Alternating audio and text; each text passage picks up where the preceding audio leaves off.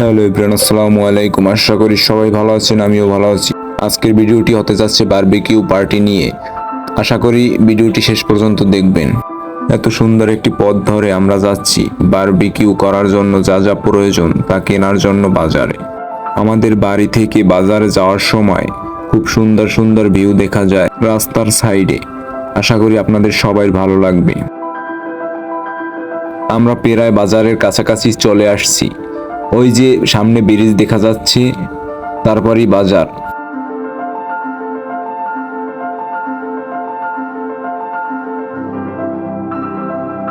এই যে আমরা প্রায় বাজারের কাছাকাছি চলে আসছি। এটা হচ্ছে বাজারের বাস স্ট্যান্ড।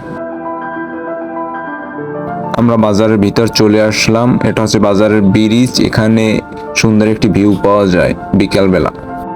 আমরা মুরগি কেনার জন্য দোকানে চলে আসলাম। দোকানদার কাকা আমাদের মুরগিটি মেপে দিচ্ছিল।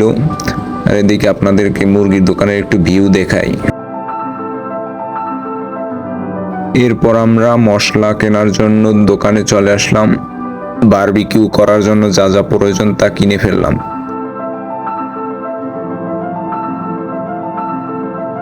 রাতের বেলা বাজারটা খুব সুন্দর লাগে। এরপর আমরা দই কেনার জন্য চলে আসলাম দইয়ের দোকানে। তার ভিতরে আমাদের চোখে পড়লো হোটেলের ভিতর একটা কাপল আমাদের ক্যামেরার দিক খুব দৃঢ় দৃষ্টিতে চেয়ে রয়েছে। আমাদের কেনাকাটা শেষ, এবার বাসায় যাওয়ার পালা। রাতের বাস স্ট্যান্ডের ভিউটা আপনাদেরকে একটু দেখাই। বাসায় এসে আমরা মিউনিস বানিয়ে নিতেছি। আপনারা এই পদ্ধতি ব্যবহার করে আপনাদের বাসায় এরকমের একটি পারফেক্ট মিউনিস বানিয়ে নিতে পারেন।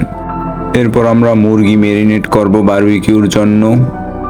দই দিয়ে দিলাম, তারপর সয়া সস দিয়ে দিলাম। এরপর রাঁধুনি মশলা দিয়ে দিচ্ছি। এরপর দিচ্ছি ম্যাগি মশলা। এরপর পরিমাণ মতো মরিচ দিয়ে দিচ্ছি। এরপর এটাকে ম্যারিনেট করে 30 মিনিট ফ্রিজে রেখে দেব। এরপর নান রুটি বানানোর জন্য আটা নিয়ে নিলাম। এরপর ইস্ট নেব পরিমাণ মতো। এদিকে কয়লা বানানোর প্রসেস চলতেছে। এই যে আমাদের বারবিকিউর ফাইনাল লুক। এভাবে চাইলে আপনারা বাসায় বসে বানিয়ে নিতে পারেন এরকমের পারফেক্ট একটি বারবিকিউ। আজকে আমাদের সুন্দর একটি মুহূর্ত ছিল। এখানে নান রুটি ভাজা হচ্ছে। এরকম মজা হয়তো রেস্টুরেন্ট বা দোকানে করা যাবে না। এগুলো শুধু বাসার ছাদেই করা যায়। এদিকে দেখেন আমি রুটি বানাচ্ছি।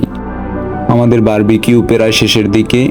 আমাদের ভাজা কমপ্লিট। আজকের ভিডিও এই পর্যন্তই। সকলে ভালো থাকবেন, সুস্থ থাকবেন। আল্লাহ হাফেজ।